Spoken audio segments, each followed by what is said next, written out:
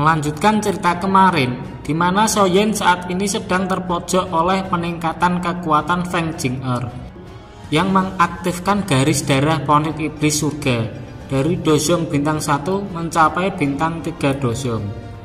Soyen terbengong saat melihat Feng Jing'er menyembunyikan identitas lain, yaitu keturunan dari binatang iblis. Tidak hanya itu, dia juga bisa meningkatkan kekuatannya yang semula bintang 1 Dosong menjadi bintang 3 Dosong. Perbedaan kekuatan semacam ini sangatlah besar bagi Soyen. Namun Soyen tidak menyerah begitu saja. Dia langsung mengaktifkan 3 mantra api surgawi di tangannya. Api hati yang jatuh, teratai api pemusnahan, dan api tulang dingin disatukan menjadi satu di atas tangan Soyen untuk membuat teknik Do tingkat tinggi yang bernama teknik penggabungan api amarah Buddha. Bagaimana keseruan ceritanya? Langsung aja kita gaspol.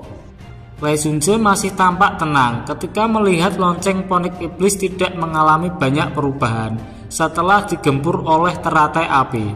Namun tepat ketika Lei Junze menghela nafas lega, suara retakan lembut menembus langit yang sunyi. Pemimpin pavilion petir angin tidak bisa menahan keterkejutan melihat garis retakan kecil mulai menyebar pada permukaan lonceng. Di sini keempat Doshun benar-benar mengungkapkan ekspresi terkejut.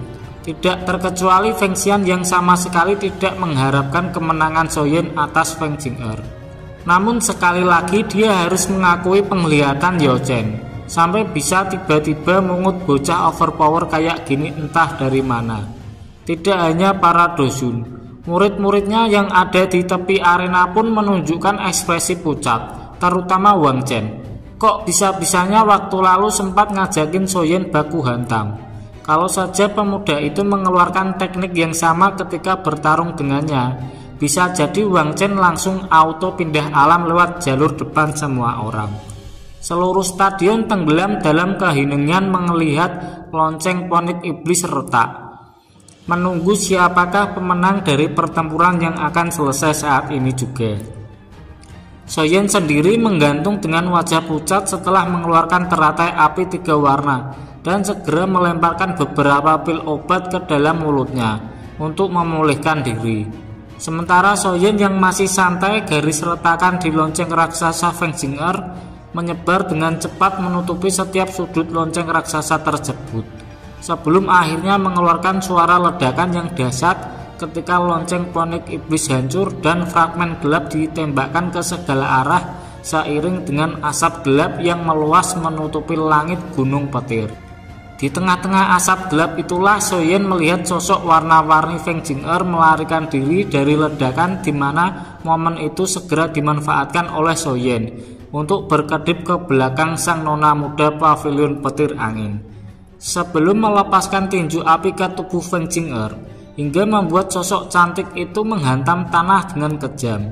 Semua orang hanya tertegun melihat kekalahan Feng Jing'er yang selama bertahun-tahun dianggap jenius paling muda, paling kuat di seluruh wilayah barat dataran tengah. Kini dilemparkan dengan begitu kejam oleh pemuda anta beranta yang entah datang dari mana. Namun ketika orang-orang mulai bersorak karena berpikir karena Soyen telah memenangkan pertandingan, orang yang disoraki malah turun dengan cepat dari langit menginjak kepala Feng Jing'er dengan kemudian berubah menjadi ketiadaan. Para hadirin dan hadirat tentu saja bingung saat menyaksikan pemandangan ini, karena ternyata pertarungan belum selesai, di mana Feng Jing'er telah mengelabui Soyen dengan tubuh ilusi petir.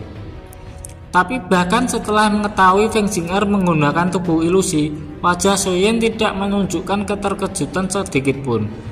Justru menyinggungkan senyuman kecil ketika berkedip muncul di udara sebelum tinjunya dengan keras menghantam ruang kosong di depannya. Tepat ketika pukulan itu hendak menyerang udara kosong, saat itulah sosok berwarna-warni Feng Jing'er muncul dengan cara yang aneh, melambaikan tangannya dan menghalau tinju Soyen. Meskipun pada akhirnya tetap menerima kerugian atas pukulan tersebut, Soyen menatap Feng Jing'er dengan senyuman dingin. menanyakan apakah nona muda pavilion petir angin itu benar-benar berniat menipunya dengan tubuh ilusi petir tingkat pemula ini. Api di dalam hati Feng Jing'er naik dengan cepat karena hari ini adalah pertama kali dalam hidupnya dia dikalahkan dengan begitu menyedihkan. Ketika kemarahan dan kekejaman melintas di mata Feng Jing'er, itulah sosok Xiaoyan berkedip sebelum muncul di hadapannya dengan tangan yang sudah tertuju lurus pada leher jenjangnya. Sebenarnya semua orang di stadion telah memahami siapakah yang keluar sebagai pemenang dalam pertandingan ini. Namun Feng Jing'er masih keras kepala dengan mengeluarkan api hitam di tubuhnya, sehingga Xiaoyan tidak menahan diri untuk melonjakkan api teratai hati hingga bertabrakan dengan api hitam sebelum menyusutkan dengan cepat di hadapan semua orang. Wajah Xiaoyan menjadi dingin sebelum acuh tak acuh setelah menekan api hitam di tubuh Feng Jing'er, meminta nona muda pavilion petir angin itu untuk tidak keras kepala lagi dan segera mengakui kekalahannya.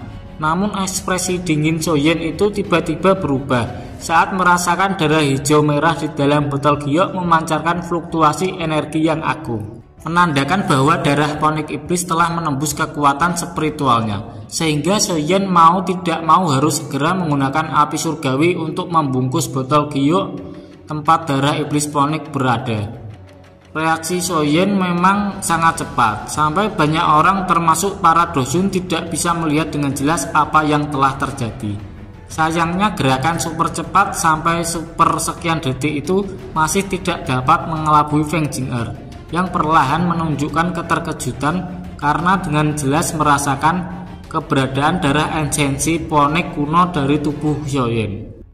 Tanpa banyak basa-basi, Feng Jing'er meraung kepada Xiaoyan, meminta pemuda itu untuk menyerahkan esensi darah ponik iblis kuno dan menghardik keberanian pemuda anta beranta itu untuk menyentuh harta sukunya. Kemarahan Feng Jing'er jelas memicu kebingungan semua orang, tidak terkecuali para dosun yang buru-buru dari kursi mereka. Lei Xunzhe muncul di samping Feng Jing'er, sementara Feng Xian yang muncul di samping Xiaoyan, memperingatkan Feng Jing'er untuk tidak bertindak semaunya karena kalah baku hantam. Meskipun gadis muda itu adalah anggota suku ponik iblis, Feng Xian yang tidak mau Feng Jing'er berpikir bahwa ponik iblis surga dapat menjelajahi dataran tengah tanpa rasa takut. Feng Jing'er menggigit bibirnya pelan karena kesal mendengar peringatan Feng Xian. Buru-buru menjelaskan bahwa dia merasakan esensi darah ponik iblis kuno di tangan Xiaoyan. Semua dosun di dataran tengah tentunya tahu jika ponik iblis tidak akan mayat suku mereka jatuh ke tangan orang luar. Ekspresi Feng Xian langsung berubah setelah mendengar penjelasan Feng Jing'er. Sementara Lei Xunzhe tersenyum senang, berpikir jika mereka tetap bisa memberikan kerugian kepada Xiaoyan. Di sisi lain, Xiaoyan langsung berakting meminta Feng Jing'er untuk tidak menuduhnya, membuat nona muda pavilion petir angin itu semakin marah dan mengaungkan kepada Xiaoyan untuk mengizinkan dirinya memeriksa cincin penyimpanan pemuda itu. Drama Korea yang semakin memanas itu tentu saja untuk membuat penonton menjadi menarik perhatian semua orang, kecuali Feng Xian yang merasa benar-benar tersinggung melihat bagaimana Feng Jing'er yang masih bocil ini merasa jika dia bisa memeriksa cincin penyimpanan orang lain sesuka hatinya. Feng Xian mengingatkan sekali lagi bahwa meskipun pavilion bintang jatuh bukanlah esensi yang bisa dibandingkan dengan suku ponik iblis, dia sama sekali tidak takut untuk bertemu dengan para tetuanya jika Feng Jing'er terus bersikap tidak masuk akal seperti ini. Feng Jing'er sama sekali lagi mendengus kesal melihat instruksi Feng Xian karena dosun tingkat tinggi seperti bapak-bapak satu ini adalah seseorang yang dianggap sebagai ahli puncak yang bahkan di antara suku ponik iblis surga. Karena itulah Feng Jing'er memilih untuk tidak keras kepala lagi, namun meminta izin untuk menggunakan semacam keterampilan pencarian sesuatu peraturan sukunya. Kali ini Feng Xian tampak galau karena dia tidak bisa mengintervensi urusan internal suku ponik iblis, dan apabila Xiaoyan benar-benar memiliki esensi darah kuno, maka dengan kemampuannya pun belum tentu bisa Feng Xian mampu menyelamatkan murid teman lamanya ini. Namun saat Feng Xian ketar-ketir, saat inilah Xiaoyan justru senyum-senyum menyetujui permintaan Feng Jing'er, membuat Feng Xian buru-buru menoleh dan menunjukkan raut kekhawatiran. Namun Xiaoyan buru-buru mengeluarkan gestur menenangkan, sebelum kemudian berkata dengan lembut kepada Feng Jing'er untuk meminta maaf kepadanya apabila tidak bisa menemukan esensi darah kuno yang dia maksudkan. Mata Feng Jing'er sedingin es saat mendengus dingin dan meneteskan darah hijau merah di jarinya, kemudian berhenti di atas kepala Xiaoyan dan menyelimuti tubuhnya dengan kilauan merah. Kilauan merah itu perlahan menyebar ke seluruh tubuh Xiaoyan, bahkan memindai cincin penyimpanannya beberapa kali, namun tidak menghasilkan reaksi apapun, hingga menyebabkan wajah Feng Jing'er menjadi lebih jelek. Xiaoyan masih mempertahankan ekspresi datanya saat bertanya apakah Feng Jing'er menemukan apa yang dia cari. Feng Jing'er mengatupkan giginya kesal, memaksa pemuda itu mengeluarkan darah esensi kuno yang dia sembunyikan dengan tatapan tajam, seolah sangat ingin menerkam Kang Fuckboy saat ini juga. Melihat Feng Jing'er masih bersikap keras kepala ketika tidak menemukan apapun, membuat Feng Xian habis kesabaran dan mengingatkan jika gadis itu terus-menerus bersikap semaunya, maka Feng Xian pun tidak akan memberikan wajah kepada suku ponik iblis surga. Wajah cantik Feng Jing'er berubah takut ketika mendengar tangisan dingin Feng Xunze. Bahkan Le Xunze melangkah maju untuk mendamaikan suasana, meminta Feng Jing'er untuk tenang dan mengakui kekalahannya. Feng Jing'er sangat marah di dalam hatinya, namun dia juga tidak bisa melakukan apapun, dan dengan penuh dengan keterpaksaan meminta maaf kepada Xiaoyan seperti yang dia janjikan. Feng Xunze menghela nafas lega setelah melihat masalah hari ini telah berakhir dengan lancar, memastikan sekali lagi bahwa dengan berakhirnya baku hantam antara Feng Jing'er dengan Xiaoyan, maka dendam antara Xiaoyan dan kepala pavilion petir angin juga akan dihapuskan. Le Xunze hanya bisa menelan kemarahan dalam hatinya, membenarkan pernyataan Feng Xian, sebelum mengingatkan Xiaoyan untuk tidak membocorkan gerakan 3000 petir kalau tidak ingin dihabisi secara pribadi olehnya.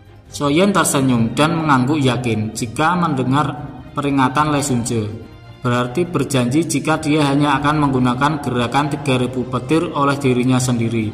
Baru setelahnya Feng Xian mengemukakan bahwa sepertinya pertemuan besar tidak bisa dilanjutkan. Berhubung sebenarnya tidak ada generasi muda di 4 pavilion yang bisa menandingi Feng Jing'er, Feng Xian tidak keberatan menyerahkan kemenangan kompetisi hari ini ke pavilion petir angin lagi, sebelum akhirnya pamit undur diri sembari membawa Mu Qingluan dan Xiaoyan dari Gunung Petir. Sepeninggalan Feng Xian, Le Xunze memanggil Feng Jing'er untuk menemuinya dan menanyakan tentang keyakinan gadis itu atas darah esensi yang dibawa oleh Xiaoyan. Apabila gadis itu benar-benar yakin, Le Xunze menyarankan Feng Jing'er untuk melapor kepada sukunya dan membiarkan suku ponik iblis surga untuk menyelesaikan masalah ini. Sementara itu di atas elang Indosiar yang terbang di langit pegunungan petir, tampaklah seorang bapak-bapak emas-emas dan loli gemes sedang duduk diam di atasnya, di mana si bapak-bapak alias Feng Xunze dan loli gemes alias Mu Qingluan tampak diam melihat Xiaoyan, terus berkonsentrasi untuk mengeluarkan sesuatu dari tubuhnya. Beberapa saat kemudian, botol giok yang diselimuti oleh api surgawi keluar dari tubuh Xiaoyan, membuat Feng Xian terkejut melihat Xiaoyan benar-benar memiliki darah esensi ponik iblis kuno dan mengambil resiko besar dengan menyembunyikan darah itu di dalam api surgawinya. Namun yang membuat dua guru murid itu menjadi bingung adalah posisi Xiaoyan yang masih diam tidak bergerak sama sekali dan justru menunjukkan ekspresi kesakitan dengan wajah merah padam. Ketika itulah Feng Xian melonjak dari posisi duduknya, menyadari jika saat ini ada esensi darah ponik iblis kuno yang tertinggal di dalam tubuh Xiaoyan, di mana darah esensi ponik kuno ini hanya dapat dimurnikan oleh garis keturunannya. Dan apabila Xiaoyan tidak bisa mengeluarkan esensi darah itu dari tubuhnya, maka kemungkinan besar tubuh pemuda itu akan meledak dalam kehancuran. Pasti penonton senang bisa melihat Soyen bisa mengalahkan Feng Jing'er. Akan tetapi Soyen sangat kesakitan saat menyembunyikan esensi darah ponik iblis kuno itu di dalam api surgawinya. Akankah Soyen selamat dari bahaya yang disebabkan oleh esensi darah ponik iblis kuno ini? Jangan lupa saksikan terus kelanjutan ceritanya karena ceritanya semakin seru. Bagi yang belum like dan subscribe bisa langsung klik tombol di bawah ini. Bye bye.